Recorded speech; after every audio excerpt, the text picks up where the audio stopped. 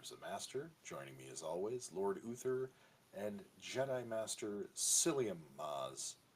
Gentlemen, welcome back to the Jedi Council Chambers.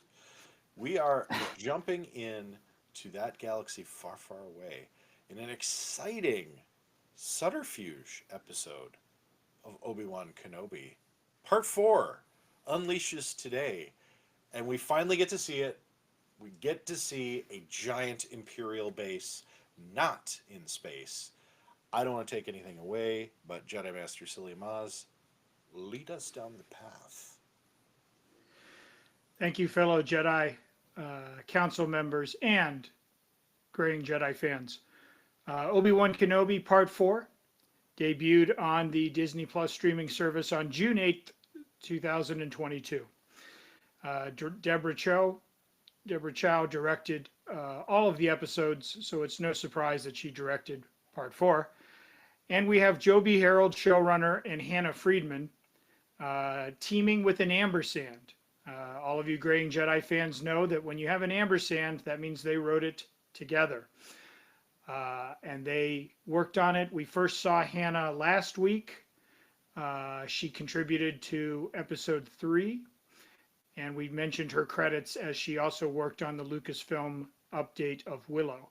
But a little follow-up to last week's discussion about when is an ampersand and the word and what does that all mean for writers. There's some excavation and archaeological significance to this episode of Obi-Wan. That is to say, this is the first episode of 6 in which we don't have Stuart Beatty and Hossein Amani listed. And you say to yourself, well, big deal. Why are, who cares if their names are there? Not even in story credits. And what that should say to eagle-eyed Star Wars fans and screenwriters at large, this episode, episode 4, and this next episode, episode 5, this is the elongation of the tale.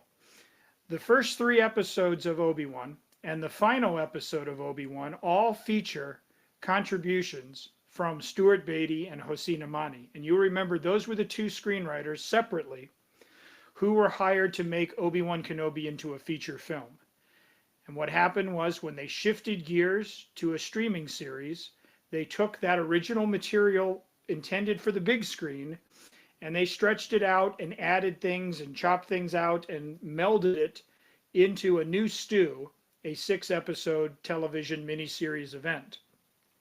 But what this episode, part 4, and the next week's installment, part 5, suggests is this is the part of the story that they had to evolve and add to and do foundational blocks. This apparently was not part of the original feature script.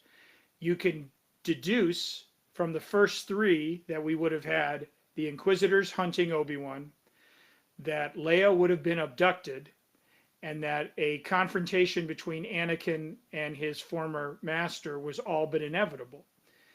But that being said, then the rest of their material only shows up at the end of the show, the series, the final confrontation, no spoilers, between master and apprentice. So none of this about rescuing baby Leia from the Fortress Inquisitorius or taking refuge next week in a different location, none of that was apparently part of the feature. So this was what they brainstormed and whiteboarded and came up with in order to create a 6-episode show. So it's just interesting. You say to yourself, this is sort of like new bonus material to the original tale. What did the original tale end up ultimately entailing? Maybe there's drafts out there that can be, cycling through the black market of the dark web. It's possible. But this is our clearest indication yet of what they were originally trying to do versus what they ultimately provided us. And so I thought that was very interesting. So this week and next week, it's all brand new source story material, if you will. Joby Harold, Hannah Friedman, and there are some other writers who will be joining us next week. And then Stuart and Hossein's material will reappear for that final culminating conclusion. That being said, the new material took us to the ocean moon of Nur in the Mustafar system. So you have a volcanic world where Vader has set up shop, and you now have a water world where his Inquisitors, the Fortress Inquisitorius, which apparently the design of was inspired by a video game, Star Wars Jedi Fallen Order, came out in 2019. So apparently if you played that game or familiar with it, you might recognize Fortress Inquisitorius, or at least some of its general design. And just as a side note, really quick, gentlemen, you always try to imagine yourself, well, maybe if I just had a cabin in the woods and I could just live my days and be unencumbered by all this modern nonsense in society. I've always wanted to live in an underwater base. It doesn't have to be as big as the Fortress Inquisitorius. In fact, it could be quite cozy. But I just love like windows with green ocean water, like that's the only illumination you're getting, and perhaps a few fish swim by and stare at you before moving on. So this was a particularly sweet spot for me. I love underwater bases for some reason, and James Bondian and the like. Like I said, I don't need thousands of support personnel running around and attending to tasks. It could just be me and a serviceable kitchen and a good home entertainment system and a comfy bunk bed, and I'll be fine. But I did enjoy the whole layout, as you will. As much as I enjoyed seeing Indira Varma as our turncoat Tala, an Imperial officer, showing that she has got both gumption and knows her way around a battle situation, as she and Obi-Wan penetrate this sort of Diet Death Star, to try and rescue Leia, who spends the episode, again, more than holding her own against Reva. We even get a suggestion that she has, some latent force sensitive right away. I mean, we know this now, obviously, because of the information that's been provided to us in prior installments of the movies and so forth. But she's able to resist Reva's mind probe and so on, and she is able to signal to Obi-Wan. He's able to hear her through the Force and able to locate her successfully. Gentlemen, it's, some people have likened this episode to a video game. You've got to get in, get your objective and get out without being, captured by the bad guys. As a result, we are just sort of laying pieces for that next showdown between Lord Vader and Kenobi. You can't have that come too early.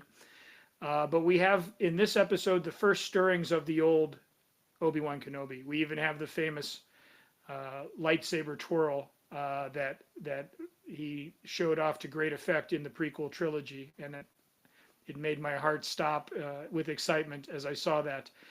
He's getting his mojo back, and that's how I look at this episode. I loved the Hoth speeders, snow speeders being repurposed in this chapter. Those were always great little compact vehicles. I don't know how they fit everybody in, but they looked pretty cramped in Empire Strikes Back, but always nice to see things like that. And isn't that really what Star Wars fans, we talk about fan service and we talk about like, oh, look at these Easter eggs and so forth, but we want Easter eggs. We want out of nowhere, Obi-Wan says we could take those speeders, and it's just we never see them when he's discussing it. And then they turn out to be the snow speeders from Hoth. I mean, if you will, like the rebel speeders. Like we get excited because it's like that's part of the universe. Every time we hear a TIE fighter's engines roaring in Andor, they're soaring by overhead. We know that TIE fighter sound. Like Star Wars is built up of a library of visuals and audio effects and all of this, and it all just fits to a piece, just like the bridge sounds on the Enterprise NCC 1701. The doors opening and the sounds of the communicators and Dr. McCoy's sickbay machines that have that ominous thumping, percussion. Like when you become immersed in that world, it's just it's a wonder to behold. And I also want to give a shout out to O'Shea Jackson Jr. Last time he was straight out of Compton, and now he's a rebel leader. working on the path to try and get the Underground Railroad of Jedi to safety. Again, is he your first thought when you say we're going to cast a rebel leader here? Let's go with Ice Cube's kid. And no. And the fact is, he delivers. He does what the role is asked of him, and you completely buy it. And you don't think twice at who you're looking at and so forth as Roken. So, gentlemen, part 4 of Obi-Wan. Is it swimming with the fishes, or does it dive into some new territory? I think. Sorry. I think this episode was unfairly maligned. I understand that Riva got a little bit too much screen time, I think was the feedback that a lot of critics had on this. It was kind of a rehash story within the same show. Like, they've already rescued Leia. Now they have to rescue Leia again. I didn't see it as that. The whole show's about Obi-Wan Kenobi. This is sort of his comeback moment. So you get Obi-Wan finally redeveloping as a character. Like, you have to have the egg, have it hatch. This is your cracking of the shell episode. And I think it did it well. Like, it was interesting to see a full Imperial base. It was really cool to see Obi-Wan kind of skulking around, and like he does in the Death Star in A New Hope. Like, that for me sold me on this episode. And you get a lot of the goings on of what you'd expect for an Inquisitor station. Like, you get the interrogation, you get a grand escape. Covers are blown. And then you get, like, sort of the rebel involvement, which I thought was really cool to see. You get a very angry Darth Vader, which, how can you not be pleased by a very angry Darth Vader? That was probably the highlight of the episode, escape notwithstanding. I will say, the whole tracker on the Lolabot thing, I don't know if that was intended to be some kind of a surprise or a misdirection, but I'm pretty sure I guessed that was going to be happening at some point way earlier. Like, I think in part 2, I was like, that's probably going to come back to bite her in the ass. Like, her attachment to droids is going to somehow be her weakness, as it becomes a strength in the original trilogy. So it's a good mirror. It's a good foil. Narratively speaking, it's fantastic writing. But let's talk O'Shea Jackson Jr. for a second, because big Ice Cube fan. I loved O'Shea Jackson Jr. as Ice Cube in Straight Outta Compton. That movie was fan-freaking-tastic, and he does an amazing job. Now, granted, he's playing his dad, so he should. Otherwise, he's probably going to get some, comeuppance from the old man. But what an amazingly talented actor. Like, where did this guy come from, and why isn't he in more stuff? Where's Ghosts of Mars 2? Because I'm for it. But, man, I just, like, when I remember watching this for the first time, seeing O'Shea Jackson Jr. going, holy crap, it's Ice Cube Part 2. I'm like, this is cool. Like, this is the first time, like, you see a pop star. Flea has been in a lot of things and is a pretty good actor, like, but he always plays sort of that goofball kind of bad guy.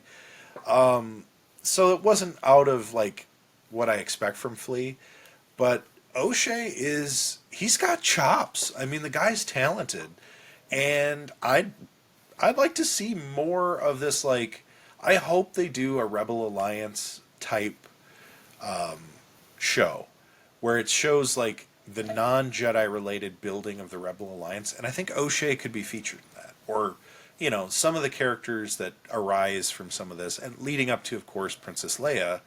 And I'd love to see her in, like, her teen years, because she ain't just going back to Alderaan and playing with dolls. Like, she is 100% on board.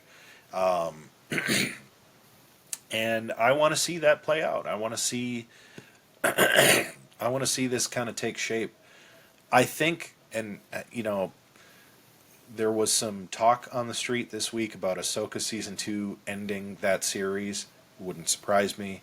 But I think that's where they should go, is tell some of these other non-Jedi stories. Now, you could absolutely still work in more Ahsoka or, related character stories, work in more Mandalorian stuff, but I want to see a Rebel Alliance show where it's just the salt of the earth, moisture farmers and their pitchforks and moisture forks, whatever, getting rebelly, and doing things kind of like Andor, but not as heavy. Like, have it be like just hijinks around the rebel base.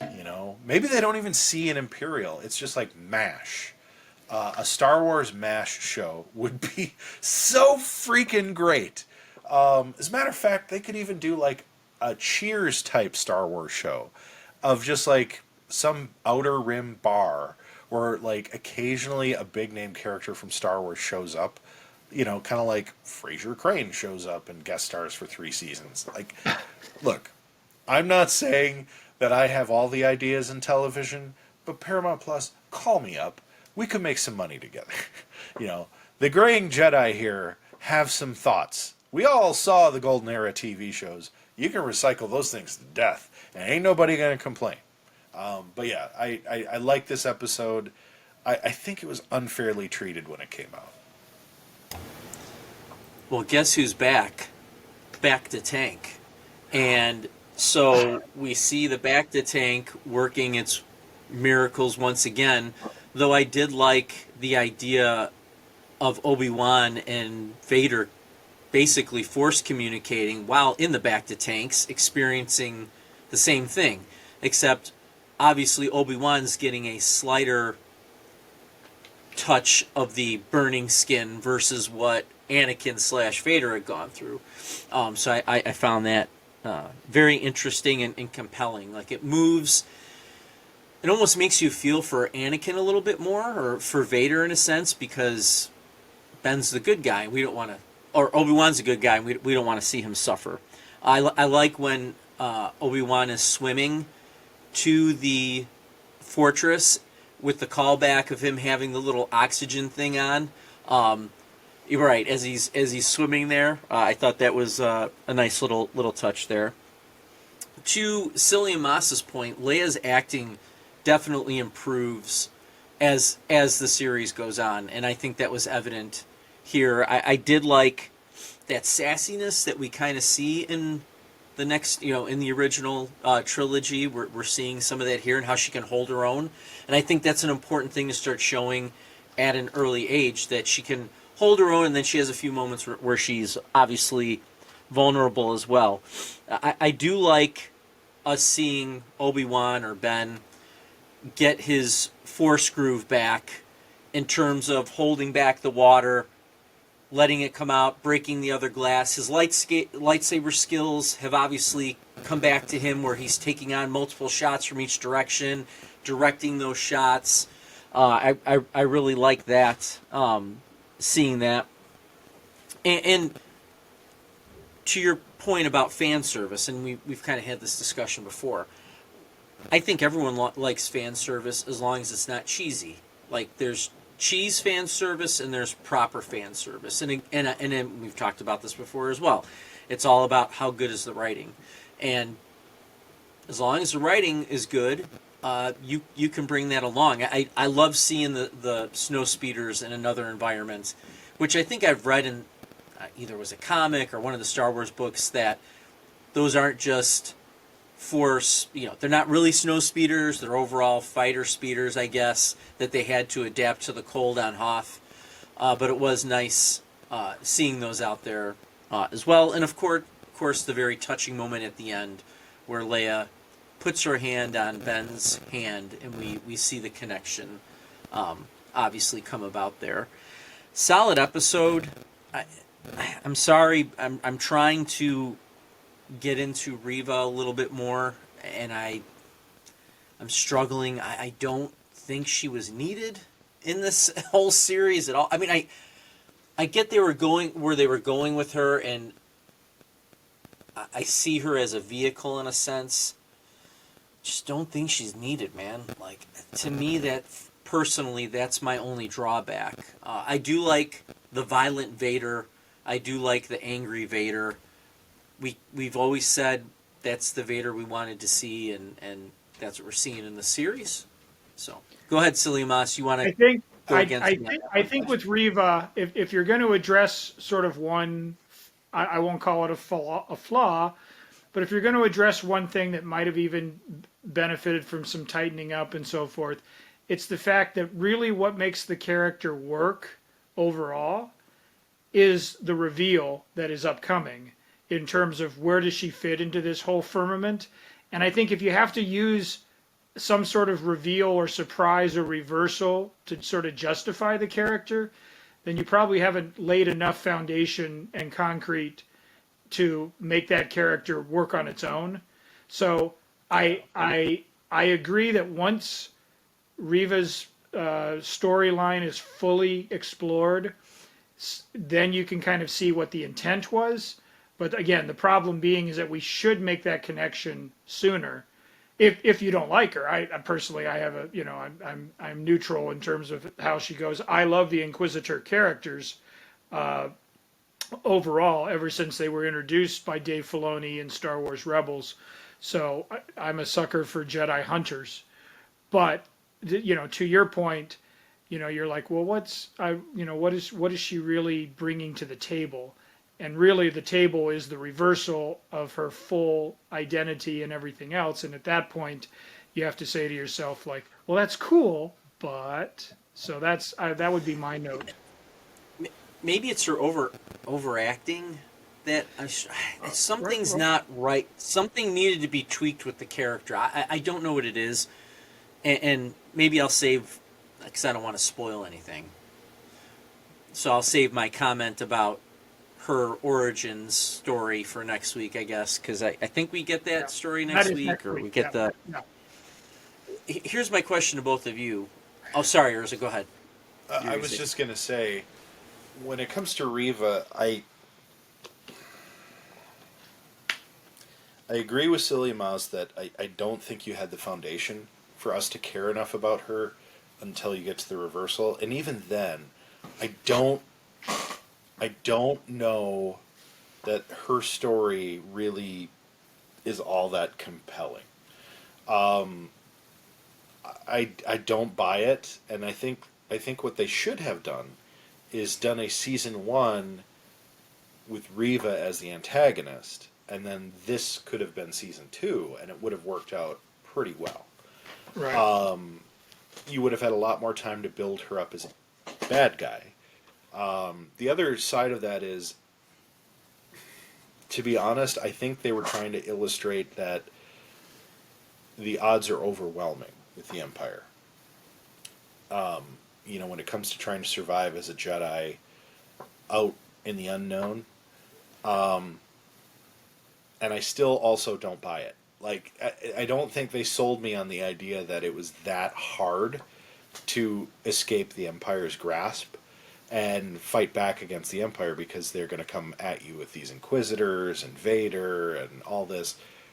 And it's a disservice, really, because Vader commits, multiple genocides. Like, he's a terrible villain. And should be terrifying and horrible. But, I mean, we get a little bit more of that here. We're never going to get it, because Disney's never going to sell a villain quite so dastardly. I also think that, all things considered, the way that they've set these Inquisitors up, I mean, we get more of this. I don't want to spoil anything, but they seem pretty plucky. All of them are kind of just weird personalities. It's just they're at each other's throats. It's like they're like the Three Stooges, in a way, and it's like, yeah, I'm not buying it. I'm not buying what they're trying to sell here. Vader, on the other hand, comes across as very much in control as a villain. These are definitely like the three hyenas from The Lion King. Okay. One of them is trying to assert dominance. One of them is trying to be a little bit more than they are, and the other one's kind of an idiot. I do really think that they could have done more but I don't know that they needed to. I agree with Lord Uther to a point that's like, you could pull Reva completely out of this and lose nothing. You could just have, Inquisitor number 3 to show off that, like, oh, the Empire is going to get you in multiple ways, and you're going to have to fight against them in ways you wouldn't have even thought of. Okay, cool. Yeah, all right. Yeah. I mean, it doesn't plus me on either side. And that's where I think, I do think there's some issues with her acting. I think that is your clue to the fact of what we're going to discover in the next part. But I don't think it sells it. I think it just kind of defeats it. Yeah, I agree. Real quick, maybe one of you guys can answer this. What's up with the Jurassic Park ember-covered Jedi inside of that fortress? And which leads me to my issue here, which I'm going to talk about, even though we should wait until next week, but I don't care. How many? I thought all the Jedi died. Like, what are we doing? What are we doing? Why are we messing with the storyline from the OG series that makes you fear Darth Vader?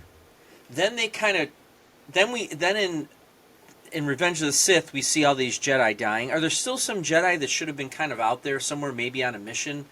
I get it, even though they kind of defeat that purpose again in Revenge of the Sith, where all the stormtroopers are turning on the Jedi and they can't fight them off. And we're talking like high-level Jedi, right? We're not like council members. We're not just talking run-of-the-mill Jedi here. So I'm really struggling with this whole thing of, well, actually, sorry, I just got an idea. Disney, call me.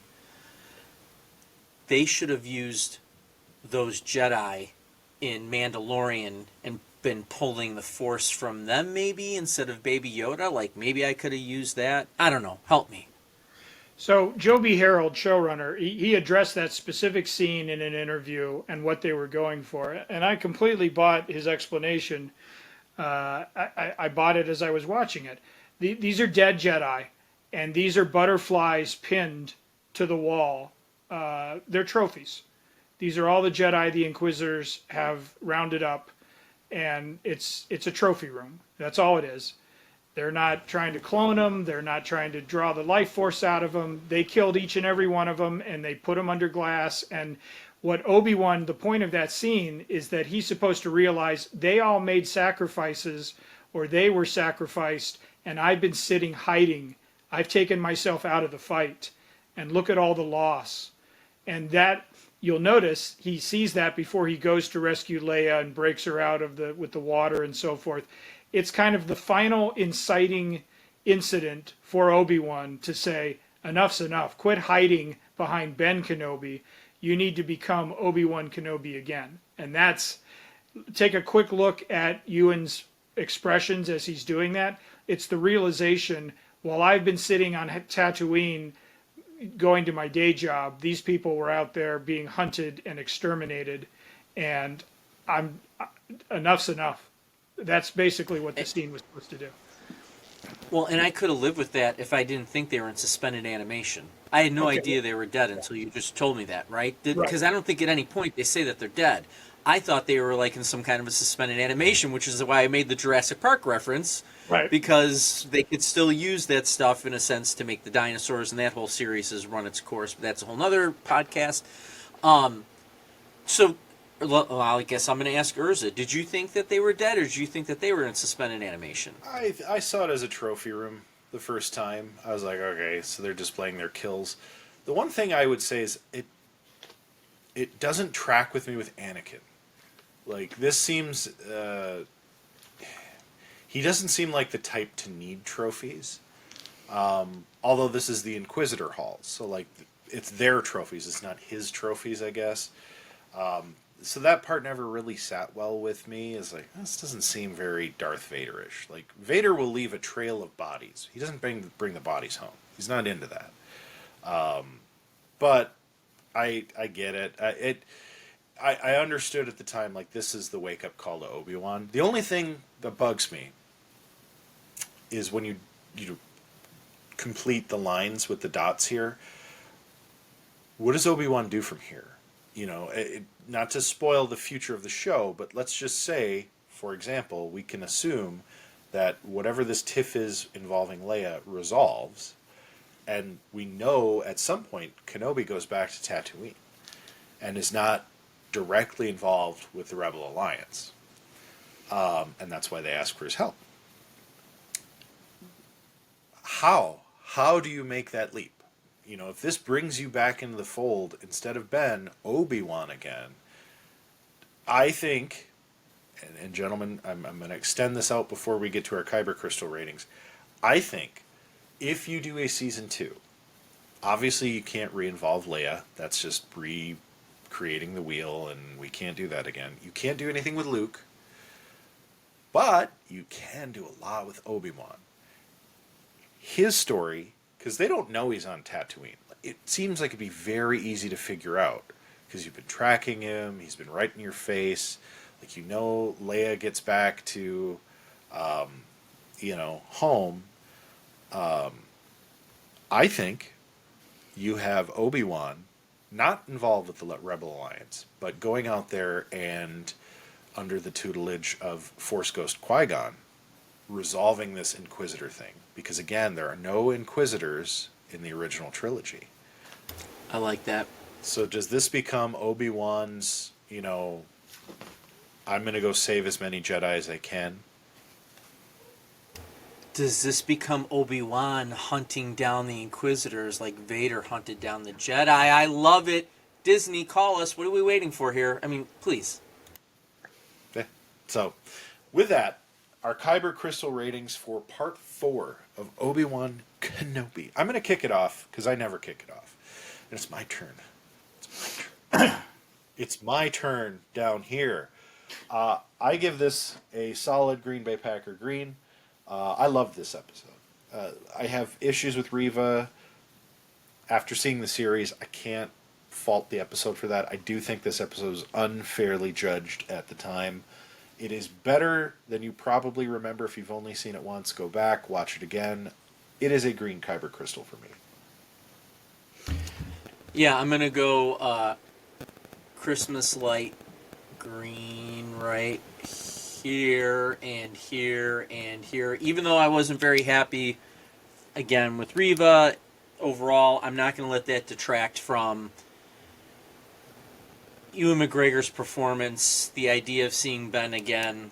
And again, Disney, we know that Ewan wants to do more of these. Let's go. Like, what do we wait? Don't even think twice. You've got Hayden Christensen on this comeback. Let's do this. And one more thing before I hand it off to Psyllium Maas. I love the Hayden Christian comeback as much as I'm loving the Brendan Fraser comeback, by the way, which he was asked the other day if he would do another Mummy series, and he's like, I would totally jump. Like, these are two guys, and here's why I love this so much. Here's a guy that... Here are two guys that appreciate where they were, where they went, like the depths they hit, and then coming back and truly showing that they love what they do and appreciating it. Maybe when they didn't completely appreciate it before, or not even that they didn't appreciate it, but they were taken down a path that was almost no return. And both these guys made it back. And I love stories like that. Okay, Psyllium Maas. Real quick, my transmission's being jammed, and that means that they can only mean one thing, war. Green Star Wars Yoda cat hood. Now, I don't know what a cat hood is. I've never put one on a cat, but I can tell you that if I ever see the occasion, this one's going to dress as Yoda. So there we go. Yoda green cat hood 4, episode 4. Woo! And with that, Jedi Council members, we adjourn from this galaxy far, far away. Long, long ago. But we will be back next week with more Obi-Wan Kenobi. And until that time, may the Force be with you. Always.